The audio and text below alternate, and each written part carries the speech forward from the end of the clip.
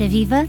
Estamos a dar início à segunda temporada do podcast do Região de Leiria, Mentes Inquietas, com novos episódios e novos temas dedicados à saúde mental. Este programa tem o patrocínio de Beatriz Godinho Saúde, Centro Hospitalar de Leiria e Politécnico de Leiria.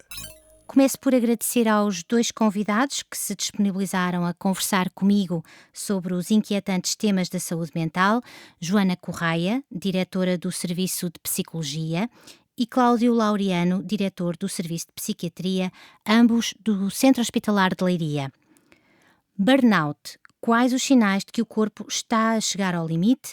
É o tema deste programa. Mais de metade dos portugueses afirma já ter sofrido ou estar perto de sofrer um burnout pelo estado de elevada tensão emocional e stress relacionado com o trabalho. Mas o que é afinal o burnout? Uma palavra que entrou no nosso vocabulário e parece não querer sair. Doutora Joana, comece por si. Como se define burnout? Boa tarde. O burnout é, acima de tudo, um distúrbio emocional, pautado por sintomas de exaustão extrema, um estado de limite em reação ao stress laboral e com impacto funcional na vida da pessoa. Dr. Cláudio, e quais são os primeiros sintomas a que a pessoa deve estar atenta? Bom, alguns autores defendem que existirão três fases no síndrome de burnout, nomeadamente uma fase inicial de sensação de desgaste e de exaustão física e emocional, que se poderá seguir uma fase em que ocorre alguma dificuldade até no contacto interpessoal e em termos da afetividade do indivíduo, mesmo com questões que roçam a despersonalização, porque o indivíduo se sente também de uma forma menos empática no contacto com os outros. E depois uma fase em que já há uma redução da capacidade mesmo de uma maior desmotivação com o trabalho e que leva à perda de interesse e de sentido, inclusivamente, da vida, com a redução, inclusivamente, a nível da capacidade de trabalho. E quais devem ser os primeiros passos a dar quando surgem estes sinais? Quando surgem estes sinais, acima de tudo, temos que fazer aqui uma autoanálise e perceber o que é o sintoma de fadiga ou o sintoma associado à exaustão extrema. Acima de tudo, temos que analisar as nossas rotinas, temos que definir ou redefinir os nossos planos ocupacionais, seja em contexto laboral ou fora dele, e no limite, se percebermos que não estamos a conseguir lidar com a situação sozinhos, consultar um profissional em saúde mental. Às vezes o burnout não é fácil de identificar e muitas vezes acaba por ser confundido com quadros depressivos. E efetivamente... Desculpe, Dr. Cláudio, quadros de cansaço também, porque na verdade toda a gente anda hoje em dia muito cansada. Pois, exatamente, e muitas vezes as pessoas chegam aos consultórios, seja de psicólogos, seja de médico de família, seja de psiquiatras, com quadros que efetivamente traduzem sintomatologia depressiva e que muitas vezes posteriormente se chega à conclusão que teve início num quadro de burnout. E nesse caso depois o que é que é necessário fazer no caso da psiquiatria? Bom, a pessoa pode tentar identificar o que lhe está a provocar essa situação de stress e arranjar estratégias para modificar o modo como lida com determinado tipo de problema, para que isso não continua a incomodar tanto, mas muitas vezes, e estamos a falar de questões laborais, há questões que ultrapassam, digamos assim, mesmo a capacidade do indivíduo de conseguir identificar e ultrapassar essas situações, mas encontrar técnicas de gestão de tempo, treino de gestão de stress, tentar encontrar um maior equilíbrio entre a vida profissional e a vida familiar e pessoal, tentar traçar objetivos que sejam efetivamente execuíveis, para que a pessoa também progressivamente se sinta mais satisfeita consigo própria e que o consegue desenvolver, são algumas das estratégias possíveis, penso eu. Doutora Joana, a pessoa consegue isto, mas sempre com ajuda. Sozinha não. sempre com ajuda, mas em algumas vezes, ou grande parte das vezes, quando chega a um processo de burnout, haverá aqui a necessidade de ajuda. E a psicoterapia tem esse papel na vida da pessoa. Portanto, o burnout acaba por ser muito associado à definição dos limites de cada um. E para eu conhecer os meus limites, eu tenho que me conhecer. E é esse o processo que a psicoterapia nos ajuda a fazer em termos de individualidade. Portanto, esta ajuda muitas vezes é necessária porque nós não pensamos sobre nós e sobre aquilo que é o nosso limite. E, portanto, essa definição de que a pessoa está num quadro de burnout só por si é difícil para ela própria de encontrar, não é? Grande parte das vezes, quando a pessoa se encontra num processo de burnout, já passou todos os limites e são limites que não acontecem de um dia para o outro. É um limite que acontece atrás de outro. Portanto, ou que se ultrapassa um atrás de outro. Quando chegamos ao processo final, não nos apercebemos sequer da caminhada que fizemos até lá chegar. E a psicologia e a psiquiatria trabalham em articulação nestes casos? Existe uma fronteira entre uma área e outra ou não? Às vezes a fronteira não é tão... pode ser mais ténue, mas muitas vezes há necessidade de ajuda médica, psiquiátrica, nomeadamente quando determinados sintomas, como a ansiedade, como a depressão, justificam uma intervenção mais farmacológica. A psicoterapia pode, na generalidade das questões, das situações, ajuda a compreender o indivíduo melhor, as razões que o levaram a sofrer daquela situação e, sobretudo, a evitar, digamos assim, procedimentos semelhantes no futuro. E a medicação é sempre necessária ou há casos Nem em sempre é que... necessária, mas haverá algumas situações, sobretudo situações mais complicadas, independentemente depois também muito, é assim, porque há aqui um desequilíbrio, digamos assim, entre, por um lado, aquilo que são os fatores de stress, a pressão no trabalho, e depois a própria resiliência interna de cada um de nós.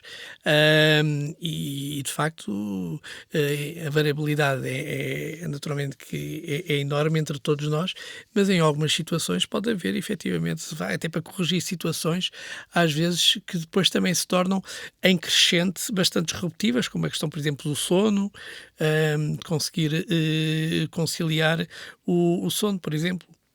A questão da resiliência interna é interessante, ou seja, há pessoas mais vulneráveis do que outras, é isso? E há pessoas mais resistentes que outras também, não é? A resistência ou a resiliência que temos tem a ver com as nossas experiências prévias.